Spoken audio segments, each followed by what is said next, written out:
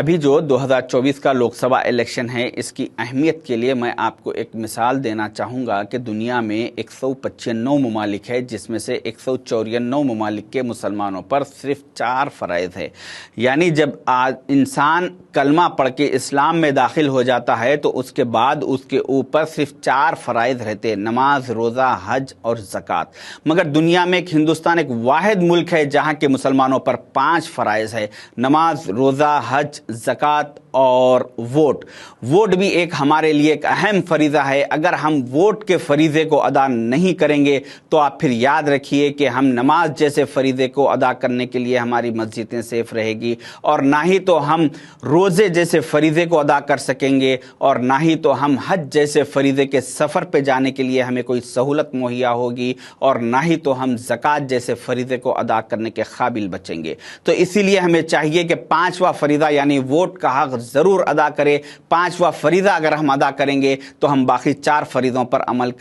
کر سکیں گے، ورنہ بہت مشکل ہو جائے گا۔ اگر آپ کے پاس جبھی بھی پولنگ ہے، جس دن بھی پولنگ ہے، الیکشن ہے، اس دن آپ کے پاس کوئی ایسے 5 لوگ ہیں جو ووٹرز ہے، جس کو لے کے جا کے آپ پولنگ اسٹیشن تک ان کو کچھ سہولت دے کے لے کے جا کے ووٹ دلا سکتے ہیں، اور دوسری طرف آپ کے پاس ایک آپشن ہے کہ 50 رکعت نفل ادا کر سکتے ہیں، تو آپ کو چاہیے کہ 50 رکعت نفل کو چھوڑ دیں۔ کوئی ضرورت نہیں ہے نفل، یہ نفل ہے، مگر ووٹ ایک فریضہ ہے، اس فریضے کو ادا کیجئے، ورنہ بہت ہم نقصان اٹھانے والوں میں ہو جائیں گے۔ ہر محلے کے 15 سے 20 لوگ الیکشن سے ایک دن پہلے بیٹھے، ذمہ دار لوگ، نوجوان بیٹھے، اور ایک سسٹم بنا لیں کہ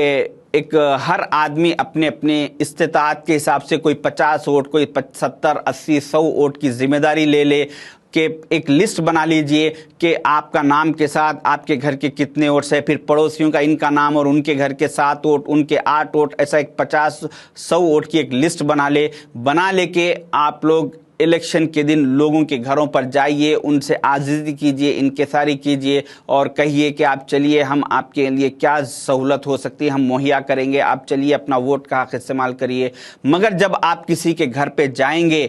ووٹ کی اپیل کرنے کے لیے، آپ ان کو ریکویسٹ کرنے کے لیے، تو اس بات کے لیے تیار ہو کے جائیے کہ آپ کو یہ ضرور سننے کو ملے گا کہ ہاں ٹھیک ہے، آ رہے ہیں، اب بھی اٹھے، نہا رہے ہیں، گوشت تلے جا رہا، ناشتہ کرنا ہے، آتے ابھی دھوپ بہت زیادہ ہے، لائن ہے، بعد میں دیکھیں گے۔ یہ سب ڈائلاگ، یہ سب لوگوں کی باتیں آپ کو سننا پڑے گا۔ ایک دن صبر کا مادہ رکھیے اور لوگوں کی یہ باتیں سنیے، سن کے ان کو لے کے جا کے ان کو ووٹ دلانے کی ضرور آپ کوشش کیجئے، ورنہ اگر ہمارے علاقوں سے اگر 95% پولنگ پرسنٹیج ہمارے علاقوں سے نہیں ہوگا تو پھر ملک کے حالات بہت خراب ہو جائیں گے، بہت بدترین ہو جائیں گے۔ اگر ہر محلے سے اگر ایک 15 سے 20 ذمہ دار لوگ اپنی استطاعت کے حساب سے گروپ بنا کے اگر یہ کام کو انجام نہیں کریں گے، الیکشن کے دن، الیکشن سے ایک دن پہلے 2 دن اگر اپنے دوسرے مصروفیات کو چھوڑ دیجئے اور یہ کام میں لگ جائیے، اگر آپ یہ 2 دن محنت نہیں کریں گے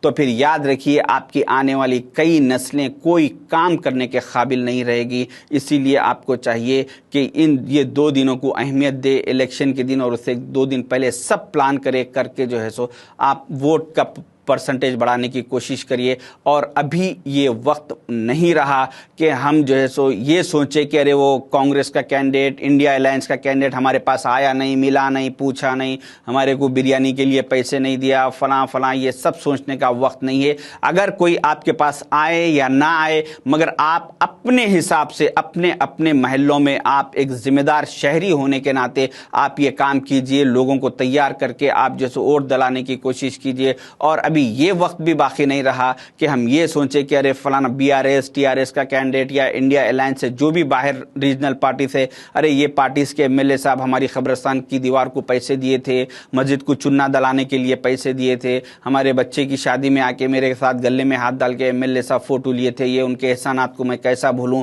کیسا ان کے خلاف انڈیا الائنس کو ووٹ دوں۔ یہ سب سوچنے کا وقت نہیں ہے۔ آپ کو اب چاہیے کہ متحد ہو کے یہ سب چیزوں کو بازو رکھے، اور ابھی کانسٹیٹیوشن کو، شریعت کو اور ہمارے وجود کو بچانے کے لیے आप मुत्तहिद हो के सामने आइए, अपने अपने महलों के आपसी इख्तिलाफात को दूर रखिए। 2 दिन के लिए भूल जाइए, बाद में इलेक्शन के बाद क्या आपके इख्तिलाफात है वो आप जाने, अल्लाह जाने, मगर 2 दिन इलेक्शन के लिए अपने इख्तिलाफात की बुनियाद पर दूसरे पार्टियों के लिए काम मत कीजिए। इंडिया अलायंस के लिए और कांग्रेस के लिए काम कीजिए, क्योंकि हमें अब यहाँ पर शरीयत को बचाना है। इन सारे कामों के बाद भी हर महल्ले में अक्सर ऐसा देखने में आता कि कुछ ऐसे नाखलफ, कुछ ऐसे जाहिल बेवकूफ़ लोग होते हैं जो बगैर उनका कोई प्रॉब्लम नहीं होता, सेहत अच्छी रहती, गाड़ी की सहूलत है, उसके बावजूद भी सिर्फ अलकसी की वजह से, लापरवाही की वजह से वोट डालने के लिए नहीं जाते, घरों में बैठे हुए रहते। तो ऐसे लोगों के लिए महल्ले के जिम्मेदार लोग इलेक्शन के बाद बैठे और बैठ के इन वोटर लिस्ट में से इन लोगों का नाम निकलवा दीजिए। निकाल के इन लोगों को, अगर आपके महल्लों में कोई जानवरों की लिस्ट है तो उस लिस्ट में इन लोगों का नाम ऐड करवा दीजिए, क्योंकि ये इंसान नुमा जानवर है। इन लोगों को किसी की ना खुद की परवाह है, ना किसी दूसरों की, ना अपने मुल्क की परवाह नहीं है। तो ऐसे लोग वोटर लिस्ट में रहने के काबिल नहीं है, बल्कि जानवरों की लिस्ट में रहने के काबिल है। अभी जो इंडिया अलायंस का और एनडीए का जो हिसाब चल रहा है, अभी बीजेपी और कांग्रेस का दोनों एक बराबरी लेवल पे चल रहे हैं, 50-50 पर चल रहे हैं। अगर इस मौके पर हम सही तरीके से हमारा अगर पोलिंग परसेंटेज बढ़ाएंगे, हमारा अक्सर मुस्लिम इलाक़ों में 30-35% पोलिंग होता, अगर हम इसको 95 तक लेके जाएंगे तो हम बराबर जो है सो कामयाब होंगे। हम एक जालिम हुक्मरानों को ख़त्म करने में हम बहुत अहम रोल हमारा रहेगा। सिर्फ हमारे लिए इतना चाहिए, हम इतना जुल्म व ज़्यादती देख रहे हैं मगर हम फिर भी गफलत में बैठे हुए हैं। अगर आपके महल्लों से, अगर आप अपनी जिम्मेदारी निभाते हुए अगर पोलिंग परसेंटेज आपके पोलिंग बूथ पे अगर 95%, 90 to 95% करते हैं तो मैं आपको ये वादा कर रहा हूं कि हम ज़रूर इंशाल्लाह ये जालिम हुक्मरानों को ख़त्म करने में कामयाब होंगे। आपको अंदाज़ा है कि अगर ये तीसरी बार ये जालिम हुकूमत आएगी तो फिर उसके बाद मुल्क का हर किसी का क्या हाल होने वाला है, कितना ये लोग जुल्म इनका बढ़ जाएगा, किस हद तक जाएगा। तो उन सारे हम 5 साल ये सारी तकलीफ़ें सहने के बजाय, सारी मुसीबतें सहने के बजाय सिर्फ हमें चाहिए कि सिर्फ 2 दिन को अहमियत दे, 2 दिन अपने अपने इख्तिलाफात को बाजुक रख के कांग्रेस के लिए काम कीजिए, इंडिया अलायंस के लिए काम कीजिए और इन जालिम हुक्मरान की हुकूमत को गिराने में बहुत अहम रोल अदा कीजिए। शुक्रिया। अल्लाह हाफिज़।